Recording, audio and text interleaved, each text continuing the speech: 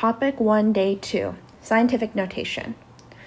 Now, scientific notation exists because there are numbers around us that are either very, very large or very, very small, right? There are 6, 0, 2, 214, all of those numbers of water molecules in a few drops of water. And the diameter of one of your blood cells is 0.000005 meters, right? If I actually wanted to use these numbers and I wanted to multiply or divide or do some kind of calculation with them, it would take so much time writing each one of those digits that I'm just sad and bored, right? And so what we have here is scientific notation that is a shorthand, another way of writing our numbers that doesn't take up quite so much space, quite so much time. All right. Now, the way that scientific notation works is we have some value of A, and A is always between 1 and 10. All right.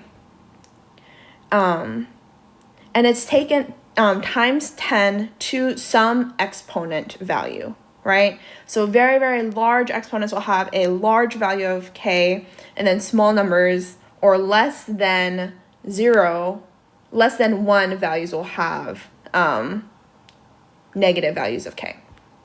So for example, if we have Earth, the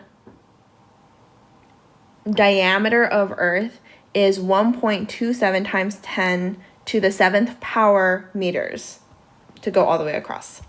But the size of a nucleus is 2 times 10 to the negative 14th meters, right? So what does that mean? How do we convert back and forth?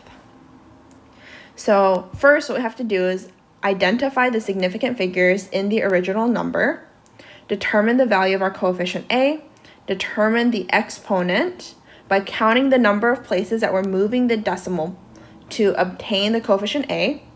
Positive exponent B's are when your numbers are large, negative exponent B's when your numbers are small, and then we're writing it in that scientific notation. So convert from scientific notation into decimal notation. You have a couple of ways. Number one, you can use a calculator, right? If you just plug in 4.19 times 10 to the 5th, it might give it to you in like standard notation. However, if your exponents are either really, really large or really, really small, it's just going to spit back the scientific notation back to you, right? So if that's the case and we need to understand what this number actually means, we can use the strategy of moving the decimal point over, right? So if it's positive, we're moving the decimal point to the right because we're creating a larger number. If it's negative, then we're going to move the decimal point to the left because we're creating a smaller number. So if we look at the number 7.12 times 10 to the 4th, our exponent here is 4. So we're going to take our decimal point here, and we're going to move it 1, 2, 3, 4 places. And then anywhere where we don't have a significant digit already, we're going to fill in with zeros. All right? So the number 7.12 times 10 to the 4th power is equivalent to 71,200. So teacher example number 1, convert the number 276,000 into scientific notation. So here, first we identify those 3 numbers are our significant figures, right? Since we don't have a decimal point, the trailing zeros there are not significant. That means A is equal to 2.76. Now we have to think, where is the actual decimal point? The decimal point is here. And from there, we need to get it so it's in between that 2 and 7, so we create that value of A.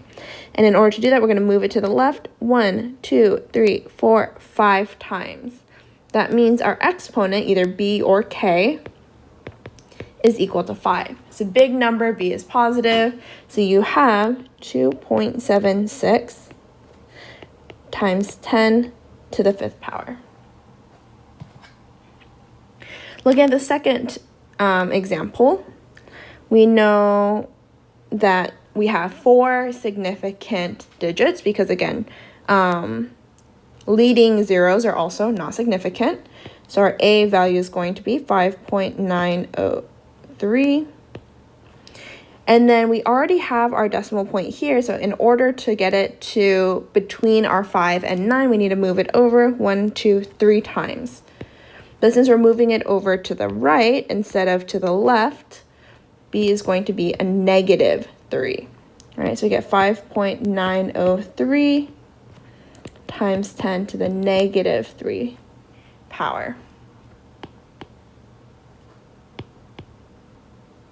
Now going in reverse, we have 2.403 times 10 to the negative 3rd power. So I'm just going to write out 2.403. We know that their decimal place started here, but we're going to move it 3 over to the left because we want a small number, right? So 0, 0, and that's where our decimal point is now. So 0.002403, just like that, in order to get a small number. Remember, the negative exponent corresponds with a small number. And then we're going to do the same thing here. We have 3252. Here's our decimal point. And then we're going to move it over 8 times. So 1, 2, 3, 4, 5, 6, 7, 8. 1, 2, 3, 4, 5. And then we end up with the number 325200000. Okay, so go ahead and try your student example number 1.